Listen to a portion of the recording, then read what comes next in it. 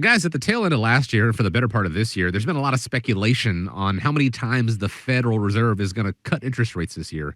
Wall Street says 3, starting in June, and economist Stephen Stanley tells CNBC what he's betting is going to happen. I have them moving later than where most people think. I don't think they get started until November. So I only have 2 this year, but then, quite a number next year. I think they will cut pretty steadily next year. It looks like the Fed, so far, so good. I mean, I think we still have a ways to go on inflation. So it's too soon to declare victory, but I don't think we're going to have a recession. So now it seems that some are trying to time what the Fed is going to do. What is the game plan at the Retirement Guys formula? What do you recommend for those that have a lot of money in those high interest fixed income accounts?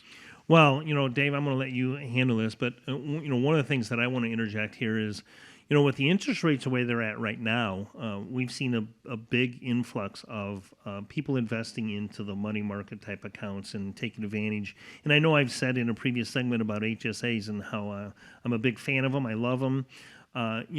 Now is the time when these interest rates are still high is to maximize your funding into these accounts.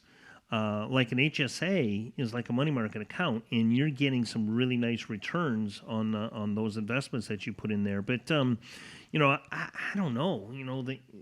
I see, based on kind of what I see, and I'm not in your lane. I don't do what you guys do, but boy, based on what I see with these interest rates, I would say probably 3 this year. I agree with Stephen later, and maybe 2 or 3 this year, and then you may see a bigger change in next year. Dave, add what you can to that. The comment I would make right off the top is with Stephen Stanley saying 2 cuts, first one in November. To me, all they're talking about is they want to delay all of it till after the election or right at the time of the election, because let's face it, the Democrats would love to cut rates and have people happy with their pocketbooks, and that could potentially mean votes in the November election. And quite honestly, being a supposed non-political entity, the Fed should not be running a political agenda. Right. But I would also tell you that when interest rates get cut, that usually is a great assistance to the stock market. The stock market usually melts higher when interest rates get cut. You add that with an election cycle, which is another catalyst. It usually propels the market higher. You've got 2 major catalysts. So I am not buying the theory that there's going to be a mild recession. But I could understand that if I'm retiring, if I was going to retire in less than a year, and I could make 5% in a Charles Schwab brokerage account in cash, why wouldn't I do that? Exactly. Because you can minimize your risk. You take market risk right out of it and just say, okay, I'm happy with what I have. I want to hold on to it. And then when I retire, I can start drawing from it.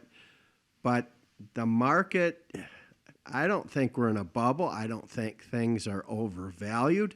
I think there's still plenty of value in this market. So I think when the Fed does act on rates, it will be a positive development. I don't know about you, Scott, but what if you were thinking about buying a house now and taking on a mortgage? Oh, I know. Right now it's crazy. But here's the thing, Dave. That's actually happening. I mean, there were 2 houses in the neighborhood where we're at, and both of them sold. Now, I didn't see them sell at the asking price like, a lot of these houses in the past year or so were selling over asking price. I don't see that happening anymore. But, I'm with you. There's no way that I would want to be buying a house right now. But, you get these rates coming down, and I think you're going to see an influx in that as well. So, well, Dave, what kind of a game plan would you recommend for someone who's sitting on, a lot of cash in these high interest, these Charles Schwab accounts that you're talking about? What kind of advice would you give them right now, knowing that you're going to see some rates dropping? Well, I think the bottom line is it comes down to what is your tolerance for risk and how long do you have until you're going to need that money. And if you've got, let's say you've got a 3-year or longer time horizon, you should still be invested in the market. Because you know what? If you look at major indexes like the S&P 500, half of the returns come from the yields, the dividends that are paid by those S&P 500 companies. The yield environment is good. Fixed interest is good. But if I can collect, let's say if I have a dividend stock paying portfolio and I can collect 3 to 4% on that and still be able to get 5+% on growth, I would be remiss to not be doing that. And I think the market, I still say there's opportunities in this market for growth, and you need to be positioned. If I was retiring at the end of 2024, yeah, I think I would be pretty skeptical and say, you know what, I'm going to take that 5% that they're paying and just put it in my pocket. Yeah, and that's always an option, right? Like Chris, like you said at the end of the last segment, things change and things are ever changing in the investment world, and having the right people in your back pocket to help you navigate through that's important, and that's what we do here. People like the team at America's Retirement Headquarters, because we all know the importance and the value of compound growth, letting interest and things compound over time. There's the downside to that. The other side of it is compounding your losses and withdrawing money from a down market.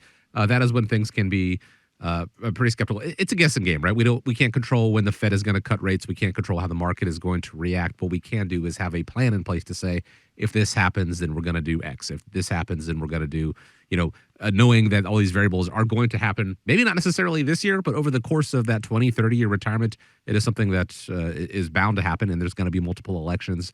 There's going to be tax increases down the line. All these things coming into play and creating a plan around that to navigate you through it. The team at America's Retirement Headquarters, like we said, they can help you with that to get started for whatever may come down the line. 419-794-3030, or the website is arhq.com.